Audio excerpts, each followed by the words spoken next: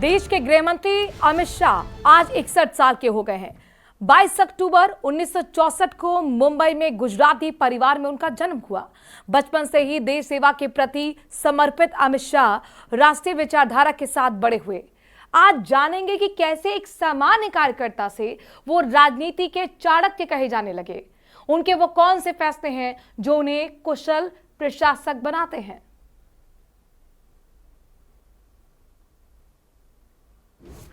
चंद्र शाह ईश्वर की शपथ लेता हूं कि मैं विधि द्वारा स्थापित भारत के संविधान के प्रति सच्ची श्रद्धा और निष्ठा रखूंगा। अमित शाह के कुशल प्रशासक बनने के पीछे कई कहानियां हैं, लेकिन सबसे पहले जानेंगे उनकी राजनीति में एंट्री कैसे हुई। संघ की विचारधारा से प्रभावित होकर महज 16 साल की उम्र में वो स्वयं सेवक के तौर पर आरएसएस में शामिल हो गए। बचपन से ही वो देश सेवा के प्रति समर्पित थे।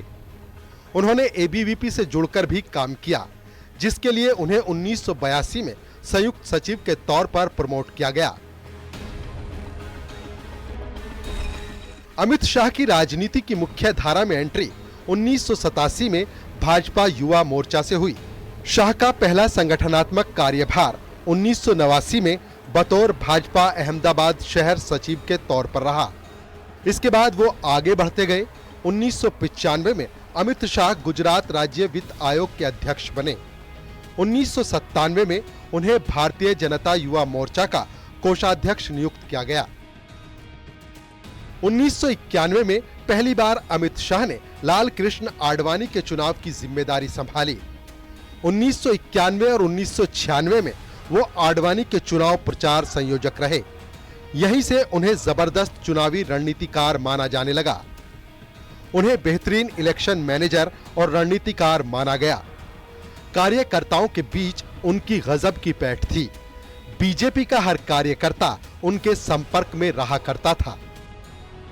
अमित शाह आज तक एक भी चुनाव नहीं हारे। इसकी सबसे बड़ी वजह उनका जमीनी स्तर के कार्यकर्ताओं के साथ लगातार संपर्क बनाए रखना है। सरखेज विधानसभा सीट से वो लगातार 1997, 1998, 2002 और 2007 में चुनाव लड़े और जीते। 2012 विधानसभा चुनाव में वो नारनपुरा सीट से जीत कर आए। 2014 के चुनावों से पहले उन्हें बीजेपी का महासचिव बनाकर यूपी की कमान दी गई। बीजेपी ने यूपी की 80 में से 71 सीटों पर जीत हासिल की। जुलाई 2014 में उन्हें बीजेपी का अध्यक्ष बनाया गया। 24 जनवरी 2016 को उन्हें दोबारा राष्ट्रीय अध्यक्ष के तौर पर चुना गया। 2019 के चुनाव के बाद उन्हें देश के गृह मंत्री की जिम्मेदारी दी गई। गृह मंत्री के रूप में अमित शाह ने अपने कार्यकाल के दौरान मोदी सरकार ने देश की आंतरिक सुरक्षा को अभेद बनाने से जुड़े कई ऐतिहासिक फैसले लिए। वो अपनी अनुशासित कार्यशैली के लिए जाने जाते हैं। 5 अगस्त 2019 को जम्मू कश्मीर का विशेष दर्जा समाप्त करने के लिए गृह मंत्री के तौर पर अमित शाह ने संसद में ऐतिहासिक बिल पेश किया, जिसके चलते जम्मू कश्मीर को विशेष राज्य का दर्जा समाप्त हुआ और राज्य को 2 केंद्र शासित प्रदेशों जम्मू कश्मीर और लद्दाख में विभाजित किया गया। ये एक कड़ा और संवेदनशील निर्णय था, जिसकी खूब सराहना हुई। इस सदन ने बहुत सारे ऐतिहासिक क्षण देखे हैं। इस सदन के समय समय पर के सभासदों के निर्णय के द्वारा देश के इतिहास में बहुत नए नए अध्याय कई बार जुड़े हैं। मैं आज बड़े गर्व के साथ कहना चाहता हूं कि आज दोनों ये प्रस्ताव और ये बिल भारत के इतिहास में स्वर्णिम अक्षरों के साथ अंकित हुए। नागरिकता संशोधन अधिनियम पाकिस्तान, बांग्लादेश और अफगानिस्तान से आए हिंदू, सिख, बौद्ध, जैन, पारसी और ईसाई शरणार्थियों को भारतीय नागरिकता देने की व्यवस्था करता है। अमित शाह ने इसे भारत की ऐतिहासिक जिम्मेदारी बताते हुए इसका समर्थन किया। इसे लेकर काफी सियासत हुई, लेकिन शाह अपने फैसले पर अडिग रहे। ये बिल है सभी ऐसे प्रताड़ित लोगों को जो धर्म के आधार पर प्रताड़ना सहन कर भारत में आए हैं। ये सभी लोगों को नागरिकता देने का अधिकार लेकर ये बिल आया है। राष्ट्रीय नागरिक रजिस्टर को लेकर अमित शाह का शुरू से कड़ा रुख रहा है। असम में एनआरसी को लागू किया गया, इस मुद्दे पर संसद में शाह ने कहा था कि हर एक घुसपैठिए को देश से बाहर किया जाएगा। हमने एनआरसी लाया। एनआरसी क्या है? नेशनल रजिस्टर ऑफ सिटीजन्स, जिसके द्वारा घुसपैठियों को चिन्हित किया जाता है। असम में एनआरसी लाए, प्रथम दृष्टिया 40 लाख घुसपैठियों को चिन्हित कर दिया गया। 40 लाख सिर्फ असम में, 3 करोड़ की आबादी में 40 लाख। अमित शाह की रणनीति के तहत यूपी में बुलडोजर नीति और गुजरात में जीरो टॉलरेंस नीति को बढ़ावा मिला। गुजरात मॉडल में उन्होंने माफियाओं और आतंकवादियों के खिलाफ एनआईए और एटीएस जैसी एजेंसियों को सशक्त किया। एनआईए, ईडी और सीबीआई जैसी एजेंसियों को आतंकवाद, आर्थिक अपराध और राष्ट्र विरोधी गतिविधियों पर सख्त कार्रवाई के लिए अधिक सक्रिय बनाया गया। शाह के नेतृत्व में इन संस्थाओं ने कई हाई प्रोफाइल मामलों में कार्रवाई की। अमित शाह के नेतृत्व में गृह मंत्रालय के डिजिटलीकरण और ई गवर्नेंस की दिशा में काम हुआ। Digital policing, cyber crime control के लिए बुनियादी ढांचे को मजबूत किया गया। असम में आदिवासियों और चाय बागान श्रमिकों के लंबित मुद्दों का समाधान करने के लिए अमित शाह ने 15 सितंबर 2022 में 8 आदिवासी समूहों के प्रतिनिधियों के साथ समझौता ज्ञापन पर साइन किया, जिसके बाद आदिवासी समूह के 1182 कैडर हथियार डालकर मुख्य धारा में शामिल हो गए। नक्सलवाद भारत की आंतरिक सुरक्षा के लिए एक बड़ी चुनौती रहा है और अमित शाह ने गृह मंत्री बनने के बाद इस मुद्दे को प्राथमिकता दी है। उन्होंने न केवल इस पर कड़े बयान दिए बल्कि रणनीतिक कदम भी उठाए। शाह ने ये साफ कहा है कि जो बंदूक उठाएगा उसे उसी की भाषा में जवाब मिलेगा। नक्सलवाद के खिलाफ अमित शाह की प्रमुख नीतियों में सुरक्षा बलों की तैनाती और आधुनिकीकरण, इंटेलिजेंस नेटवर्क को मजबूत करना, नक्सल प्रभावित जिलों में विकास कार्यक्रम पर जोर देना, वामपंथी उग्रवाद प्रभावित जिलों की संख्या में कमी लाना और समर्पण और पुनर्वास नीति को बढ़ावा देना है। अमित शाह ने नक्सल प्रभावित राज्यों के मुख्यमंत्रियों और डीजीपी के साथ कई समीक्षा बैठकें भी की। गृह मंत्रालय के आंकड़ों की माने तो 2010 में 96 जिले नक्सल प्रभावित थे, जो 2023 तक घटकर 45 तक सीमित रह गए हैं। उत्तर पूर्व में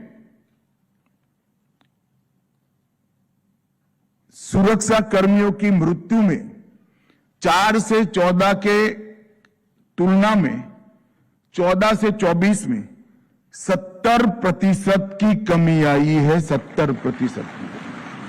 और सबसे अच्छा lucrative surrender policy Vijay ji बैठे हैं, छत्तीसगढ़ सरकार ने बनाया है, भारत सरकार ने बनाया है।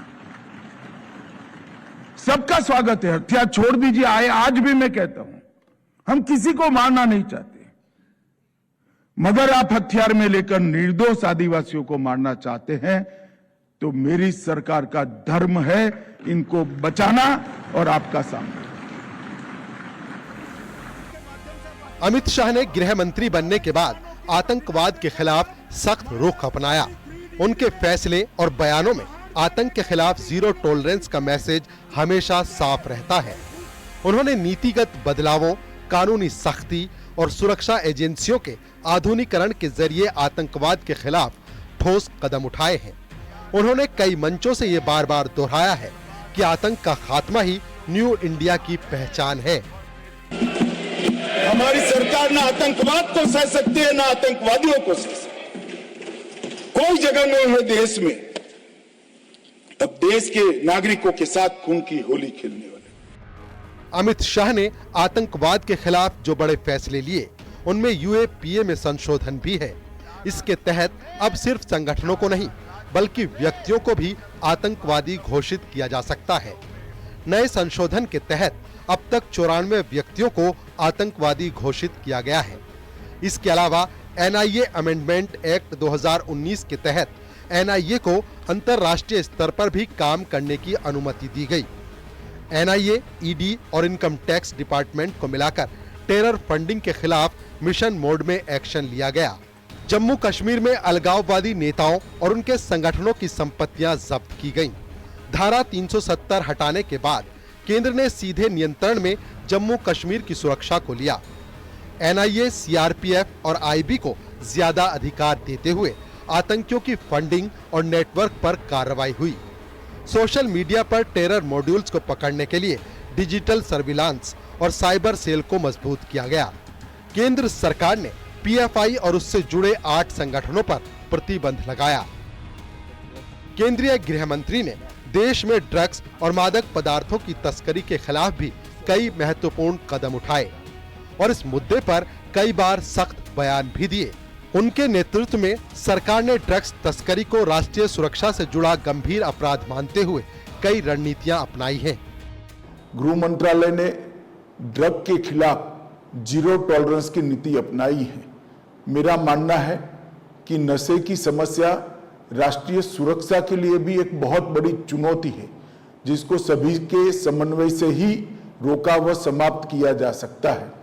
श्री मोदी जी के नेतृत्व में भारत सरकार ड्रग के तस्करी के संपूर्ण उन्मूलन हेतु व्यापक स्तर पर काम कर रही है।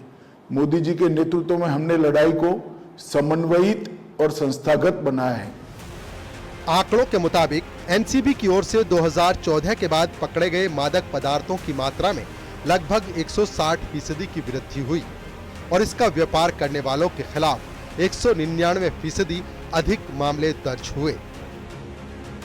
Bureau report, news 18।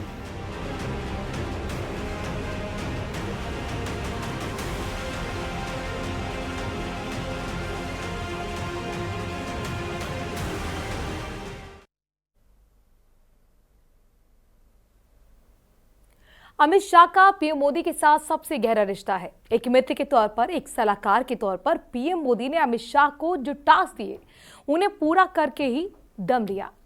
न्यूज़ 18 के ग्रुप एडिटर राहुल जोशी के साथ कुछ दिन पहले लिए गए एक इंटरव्यू में अमित शाह ने बताया था कि कैसे पीएम मोदी से उन्होंने राजनीति की हर बारीकी सीखी।